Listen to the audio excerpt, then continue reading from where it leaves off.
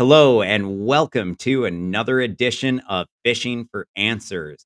Today, we have a very special guest, the CIO of the city of Detroit, with us, Art Thompson. Hey, Art, it's a pleasure to have you on the show today.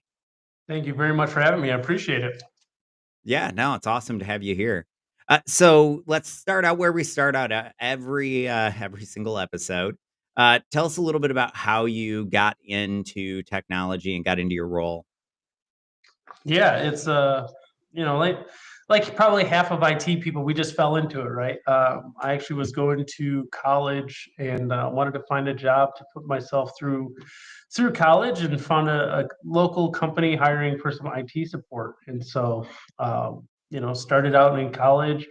Had every aspiration of getting out and going into supply chain and logistics.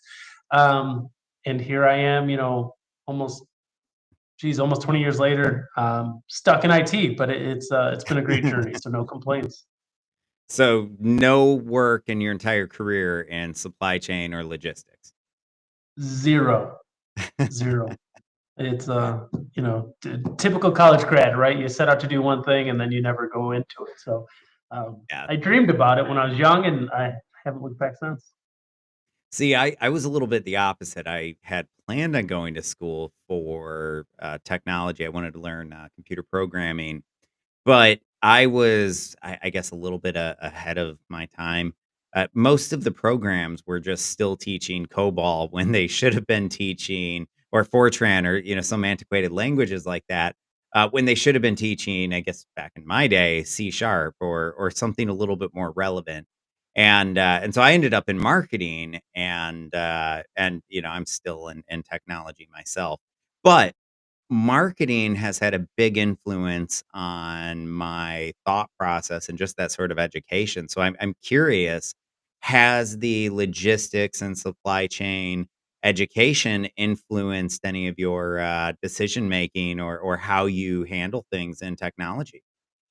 100%. It's kind of been a blessing. I guess I have a unique lens. I approach everything just from that logistical business practice standpoint.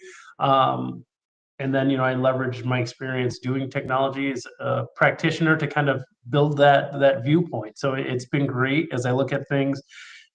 Just breaking it down from a business standpoint is usually where I try to focus, and it's been good to me. So no complaints. It's definitely a unique thing, especially in and I think a lot of IT or a lot of organizations in general, everything's about lean process improvement. Yeah. This has been a great opportunity for me to kind of have some good exposure and use my background. Yeah, no, that makes perfect sense. And particularly right now with so many technology teams trying to do more with less, I imagine that comes in pretty handy. Absolutely, absolutely. In government, there's no plethora, so it's all about doing the most you can with limited resources. Yeah, in fact, our number one vertical is it's state and local government, and so I'm very familiar with it. What's interesting is it seems like every city is its own unique entity, though. While they have some commonalities, they're all their own sort of beast, if you will. Yeah, Well, it's interesting. No rinse and repeat. Everyone's unique. It's very interesting. absolutely. Okay, so this podcast is all about the human element in cybersecurity. And before we dive too deep into it, one of the questions I have for you is, you've been at this for a while. Do you have any sort of overarching, I don't know, opinions or methodologies that you sort of run your security awareness by or anything like that? I think the probably biggest two is zero tolerance, right? So if it looks fishy, it smells fishy, we just react, right? We want to take action. We don't want to sit around and wait for confirmation, or just wait for users to say they didn't click something. Most of the time, if people think they're going to get in trouble, they just say they didn't. So just kind of a zero tolerance, right? If it looks fishy, it smells fishy, we act. Um, and I mean, it's everything from resetting passwords to just taking zero tolerance. We're not going to wait for something to happen. And then the secondary thing I think is just communication. Anytime I can get in front of my peers, the executive team, staff, I just want to remind people security is a topic. Security, is a big deal. It's something that we have to deal with not just at work but at home. It's everywhere and everything. So I try to over communicate it, not to the point where people are sick of me hearing it, but when they see me, I want them to think, oh, there goes the security guy, right? I want it to be fresh on people's minds more often than not. So the marketing guy in me has to point out that the more frequently you're in front of people and the more, you harass them, if you will, the more likely they are to remember you, and they rarely get mad. I mean, do you get mad when you see a Coke ad, even though you've seen 10 million of them? Right? Of course not. So I sort of think of security awareness as that, and that was one of the things that to me really stood out when I got into cybersecurity, because I did start in tech before moving into cyber a little bit later on, mostly because cyber wasn't a thing when I got started. It's the gray hairs are telling what my age, but it really stood out to me that some of those principles around advertising could be utilized inside of cybersecurity to make it more effective. Now, something you were talking about before we started, I asked you if you had any stories, and maybe we'll just start there, and we can dig into it a little bit after that. But you said you had a phishing story. Yeah, kind of an embarrassing one. My wife was blowing my phone up one afternoon.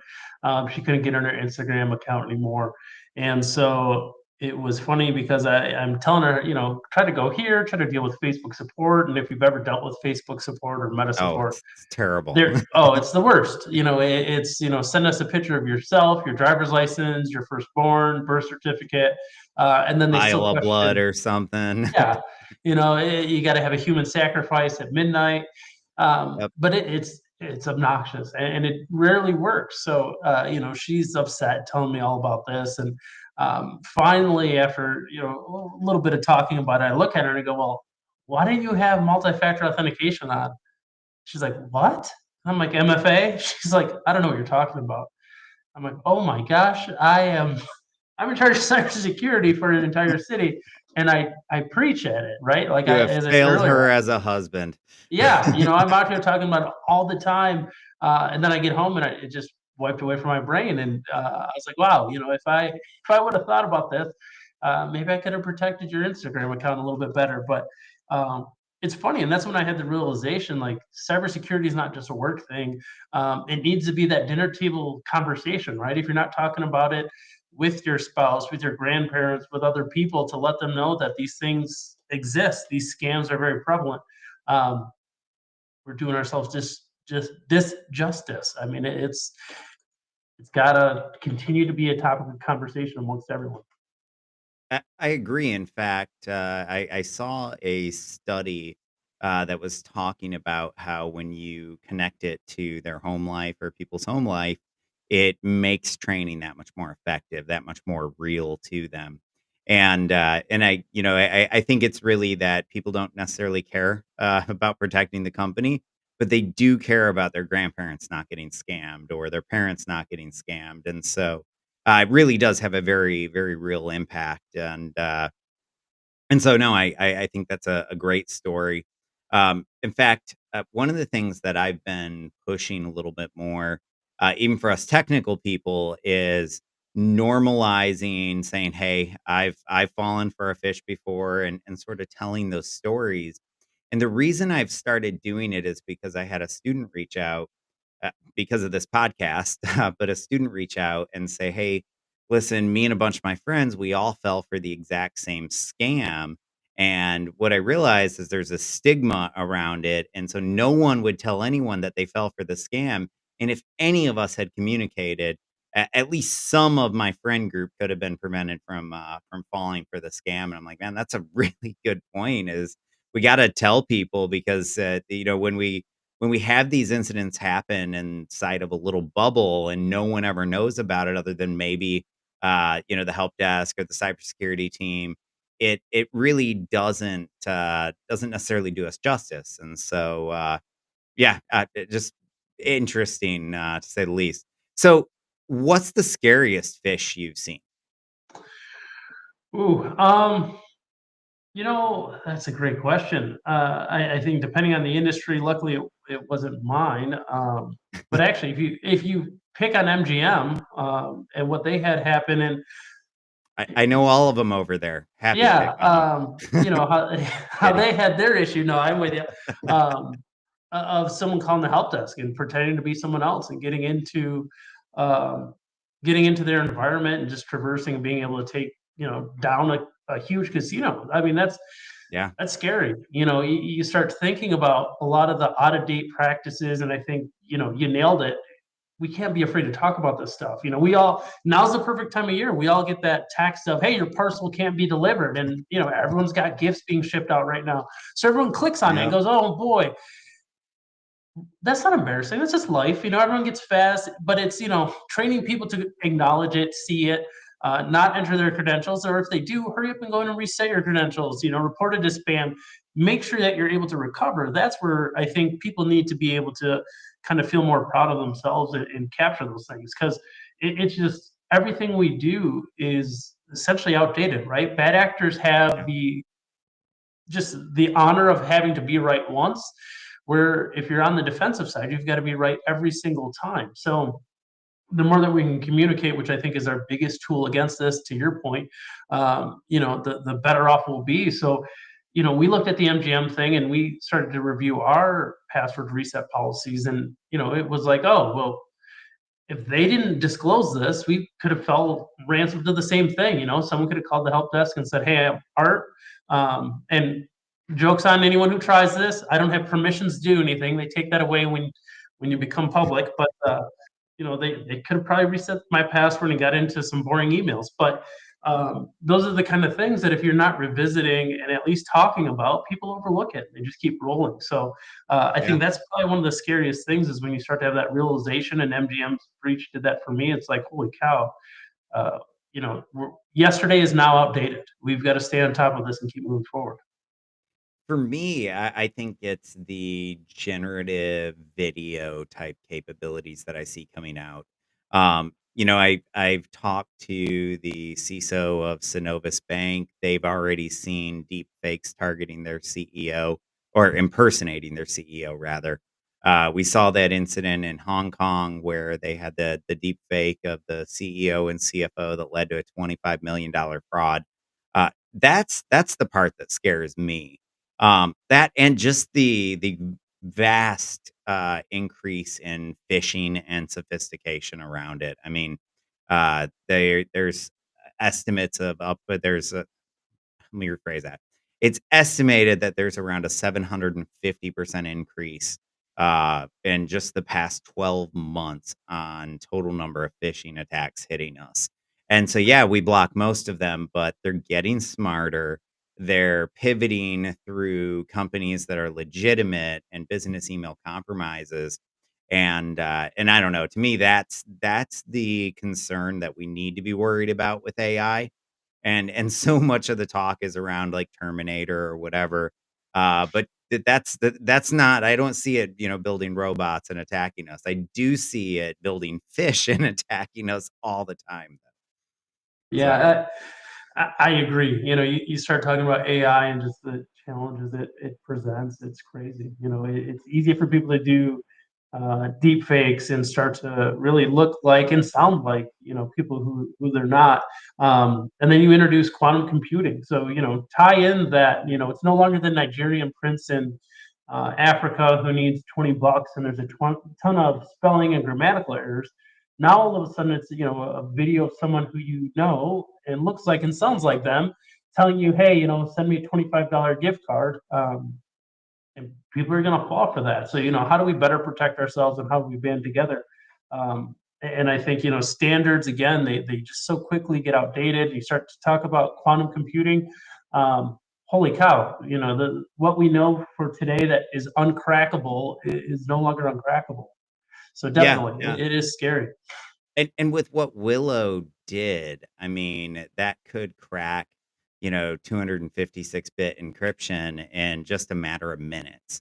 And so that's the scary thing. But I mean, technology is exploding too right now, and that's not on the subject of humans and cybersecurity, but it's really cool. I don't know um, how much of this you've had a chance to see, but did you hear about the neurons that you can actually rent in the cloud? And you can train them like a large language model, but they're smarter than large language models. Wow, I didn't hear about this.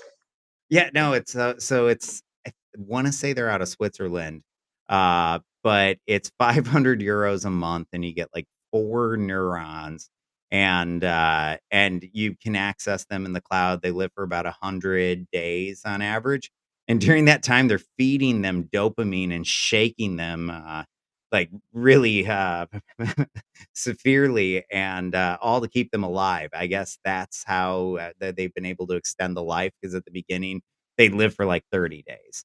So anyway, it's just really just crazy, and now we've got a company in the US and a company out of China competing on photon-based processors.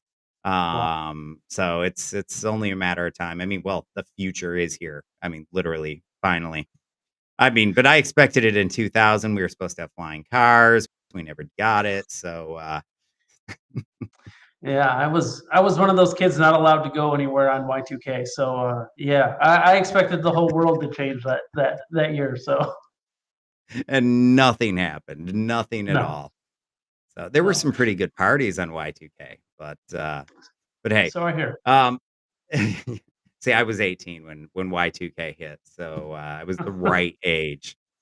Um, so on AI, it brings a lot of opportunity. It brings a lot of risk.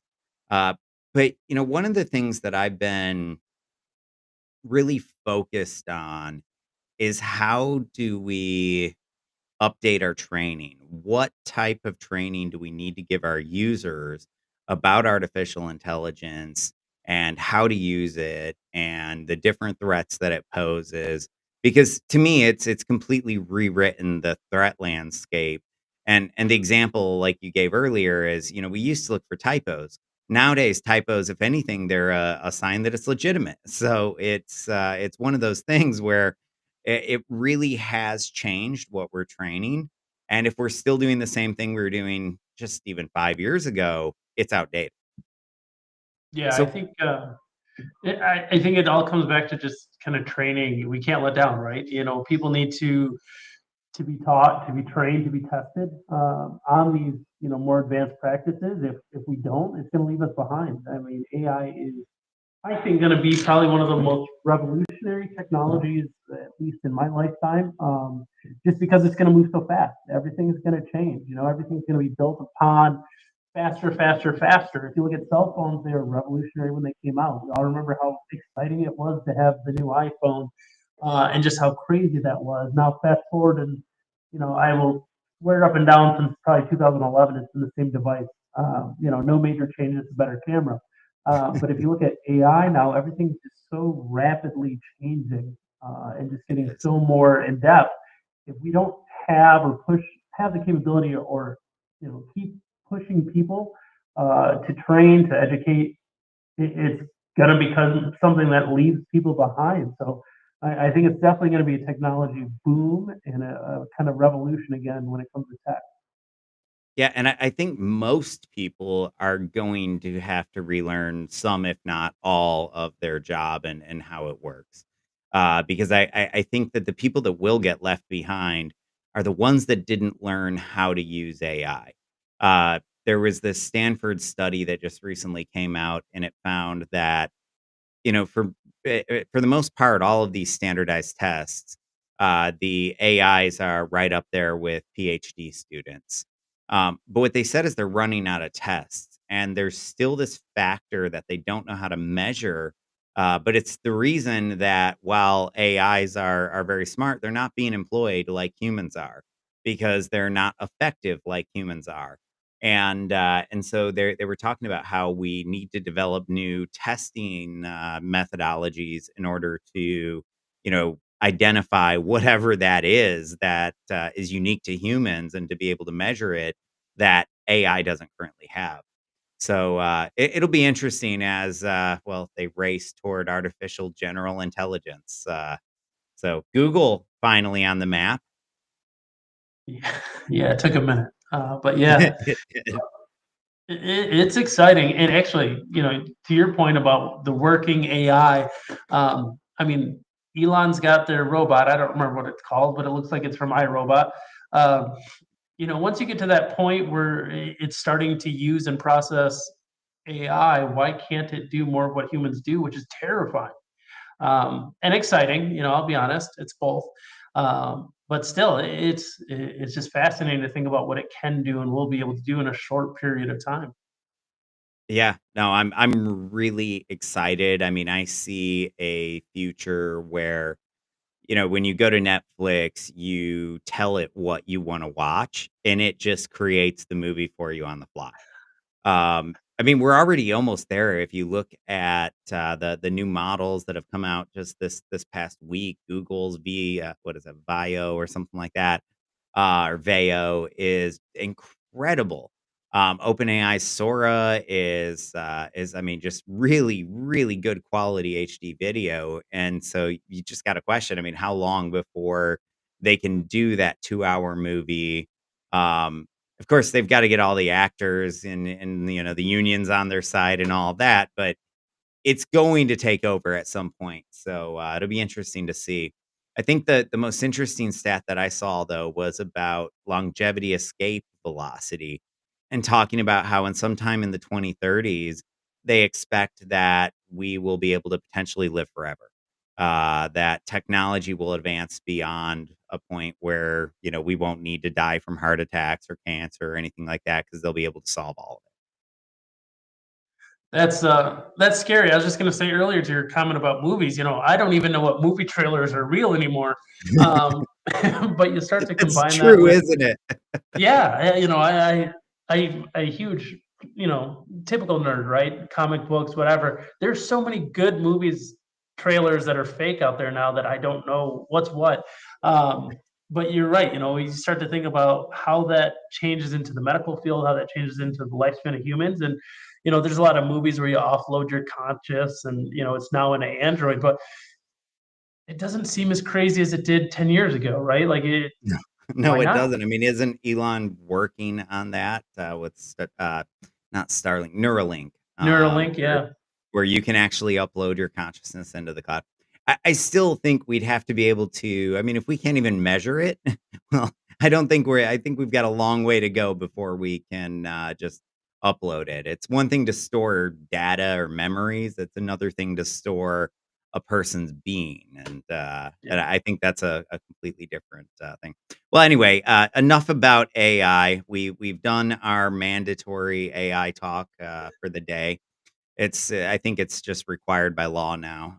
It's the buzzword bingo. Um, but something I do like to ask everybody I bring on the show is, and I know it's not this simple, but let's oversimplify it. If you had to pick one or the other, would it be carrot or would it be stick to deal with those chronic clickers? Um, Boy, with the chronics, that's the key word. I would say the carrot. I will say more often than not, I think positive reinforcement leads to better behavior. At least that's what I tell my Agree. children. So I'm gonna go with the carrot. I completely agree. In fact, I think that well, my belief is that we focus way too much on training the conscious and not enough on training the subconscious. And what I mean by that is that our subconscious is our body's built-in defense mechanism. It's what controls our reflexes that automatically block threats. Well, it could be a physical threat like something coming at your face, or it could be a digital threat. And I believe that's why we run phishing simulations, is so that we can allow our employees, our staff, to learn through hands-on, explore or experimentation. And in doing so, they're essentially planting human virus definitions. And once they learn about each one of these, red flags really well, they're going to start seeing them everywhere. And there's this really cool behavioral science principle called identical elements theory, And it talks about how when we learn about something, we'll start to see it everywhere. And the classic example of this is you buy a new car and you thought it was unique until you get to the first traffic light and you see three of them. But that's to me how we truly empower employees not to fall for these things is when we get it to where it's at a subconscious sort of place, sort of like looking both ways before you cross the street. Yeah. Oh, no, I think that makes perfect sense. I love the car analogy because that that is all too true. You know, you see one, and you're like, "Oh, it's a sharp car. I've never seen one before. I got to get one." And then you get it, and all of a sudden, everyone has the same thing. But totally agree. You know, I think it's so much more about positive reinforcement and just letting people know it's okay to make mistakes and learn from them, because they, yeah, then become more easily recognizable out there in the wild. Yeah.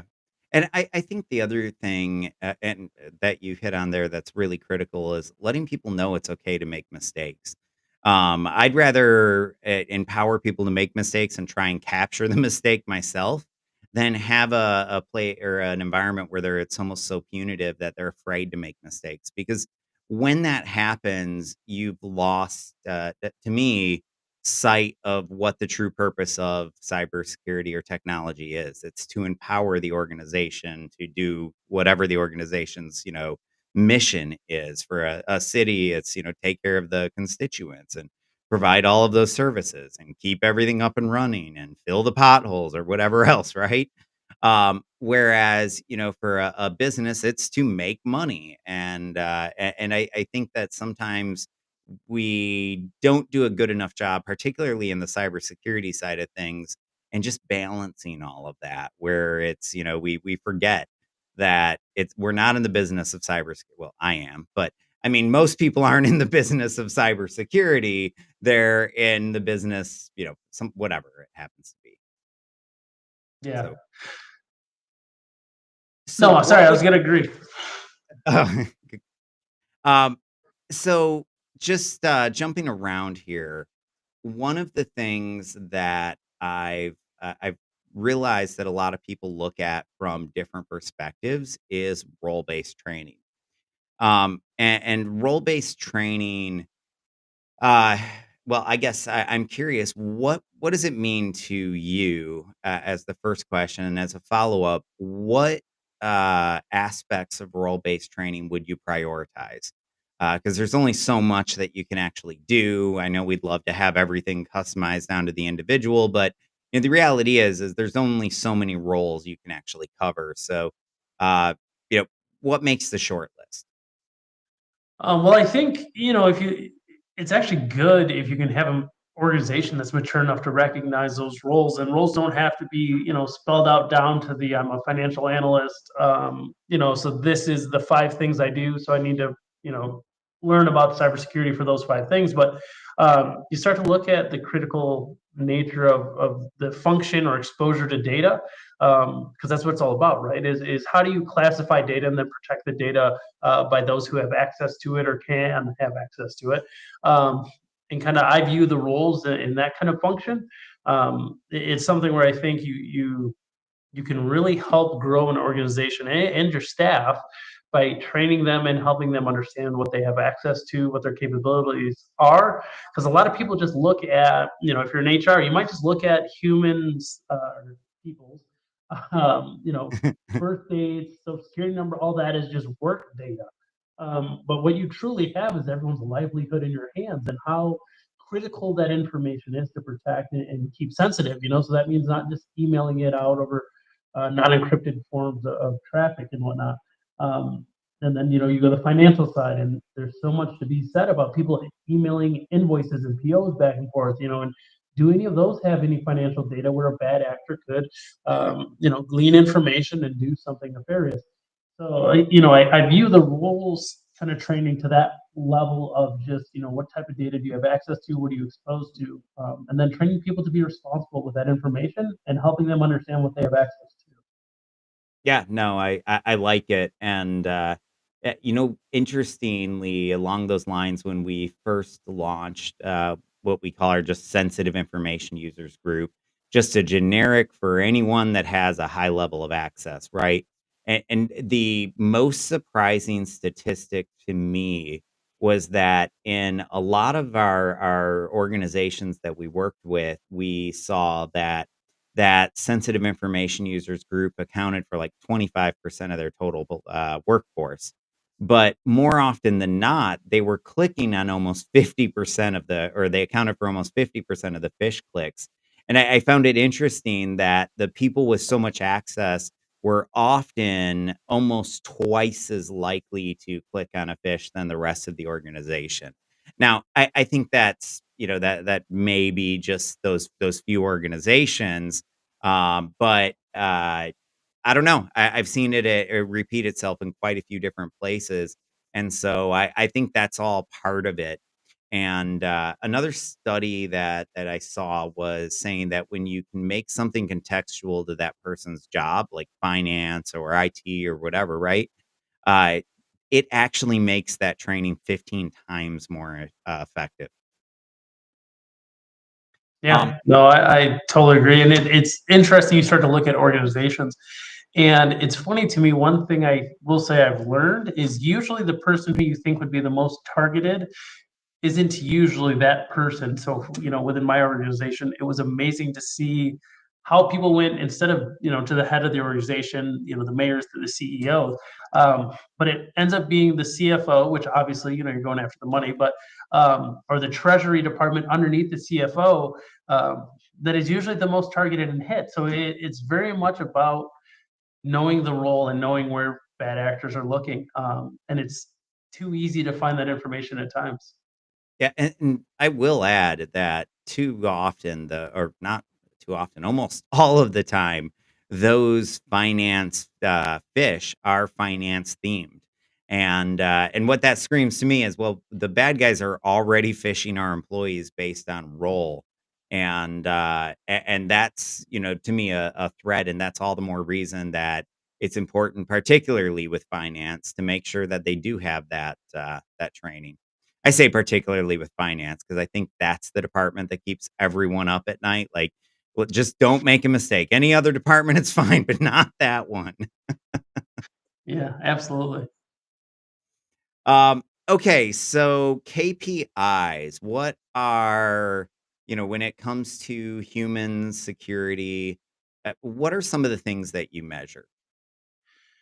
Ooh, KPIs, I think from a security standpoint are one of the hardest things to measure. As I kind of said earlier, the bad guy only has to be right one time, and that's it. We have to be They win. perfect. Right. They hit the grand slam.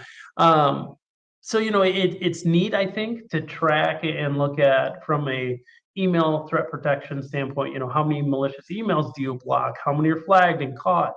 Those are cool stats, and a good tell of a tool and how the tool's performing. But where I'm trying to push my organization and really figure out how to get behind is I want to create KPIs based around the employee and how often are employees reporting phishing and links that are missed.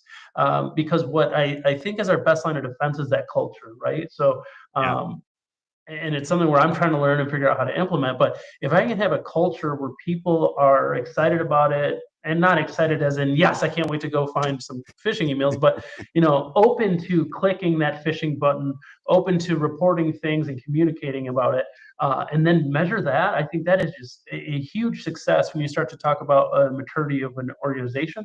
And I think those KPIs really can say how are you positioned, how are you going to respond when something does happen. And if culturally more people are bought in and having that exposure and that ability to react, um, that's how you measure success. I think again, it's something where I'm trying to find out how I can position my organization and find that maturity level to really just change how we behave. Yeah, so it's just my opinion, but I truly do believe that the reporting metrics are the best gauge of culture within an organization. I know we have limited metrics when it comes to things like that. It's not like you can just measure culture. I've heard of a few other stats, like the average time to mitigate risk for new employees. So if you can accurately track that, culture should reduce that time, and that's one way to measure it. But to me, one that's far less ambiguous and much more direct is just what percentage of the phishing simulations that we send out are actually being reported back.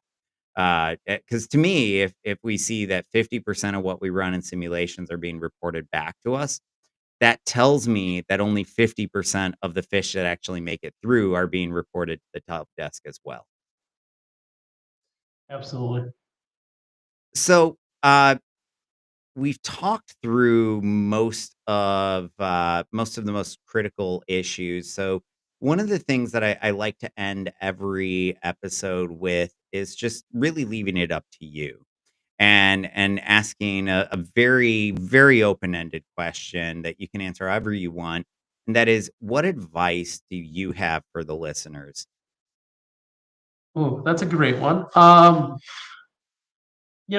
Actually, I think I'm gonna say it's probably been the theme of our conversation, and that's really to be talk about it, and to acknowledge and know that you can make mistakes. I think the people who hide it and try to, avoid it probably don't learn from that lesson.